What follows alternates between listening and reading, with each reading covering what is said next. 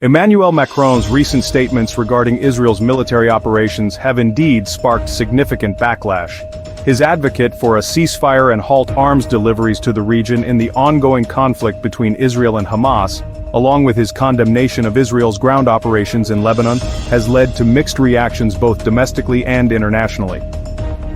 I regret that Prime Minister Netanyahu made a different choice and took on this responsibility, in particular for ground operation on Lebanon soil.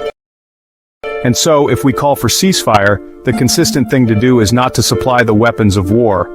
And I don't think that those who are supplying them can call for a ceasefire every day and continue to supply them. I say this with special thought for the families of the victims and hostages. In Paris, I myself will be receiving the families of French and Franco-Israel hostages, and I will be receiving the families of victims living in France. I have asked the Minister of Foreign Affairs to tour the region. He will be in Israel on Monday and will receive, with a massage from me, the Franco-Israel families of the victims. I have a message. I have a message for President Macron.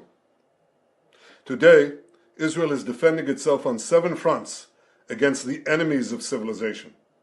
We're fighting in Gaza against Hamas, those savages who murdered, raped, beheaded, and burned our people on October 7th.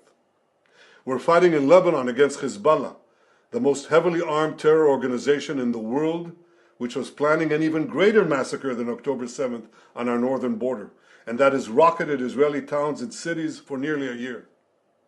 We're fighting against the Houthis in Yemen and the Shiite militias in Iraq and Syria that together have launched hundreds of drones and missile attacks against Israel. We're fighting against terrorists in Judea and Samaria who are trying to murder civilians in the heart of our cities. And we're fighting against Iran, which last week fired over 200 ballistic missiles directly at Israel, and which stands behind the 7-front war against Israel.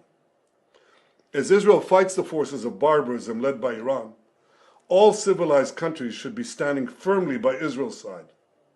Yet President Macron and some other Western leaders are now calling for an arms embargo against Israel. Shame on them. Is Iran imposing an arms embargo on Hezbollah, on the Houthis, on Hamas, and on its other proxies? Of course not. The axis of terror stands together. But countries who supposedly oppose this terror axis call for an arms embargo on Israel. What a disgrace. Well, let me tell you this. Israel will win with or without their support.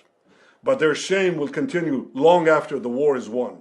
For in defending ourselves against this barbarism, Israel is defending civilizations against those who seek to impose a dark age of fanaticism on all of us.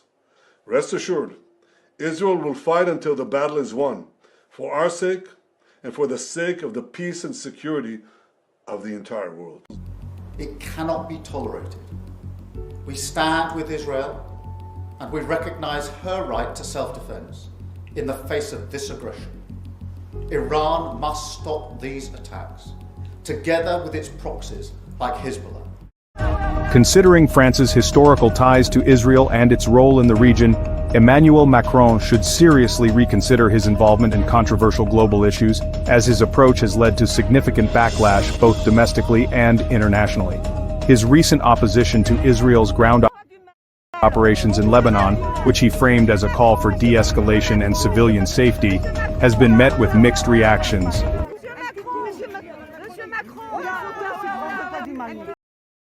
While some appreciate his concern for civilian casualties, others argue that his stance undermines Israel's right to defend itself against Hezbollah, Iran, Hamas, and other threats facing their existence.